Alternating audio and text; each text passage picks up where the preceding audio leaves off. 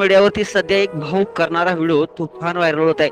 आजकाल सोशल मीडियावरती पालकांना विरोध करणाऱ्याने असभ्य वर्तन दाखवणारे अनेक व्हिडिओ तुम्ही पाहिले असतील. पण या व्हिडिओनं मात्र लोकांच्या मनात कुटुंबातील बंध, संस्कार आणि पालकाबद्दलचा आदर या मूल्यांची पुन्हा आठवण करून दिली आहे. व्हिडिओमध्ये दिसणारा मुलगा ज्या शांतपणे वडिलांच्या रागाला सामोरा जातोय त्याने हजारो लोकांच्या भावनांना स्पर्श करून टाकलाय. हा व्हिडिओ आहे वडील आणि मुलगा यांच्यातील प्रसंगावर आधारित.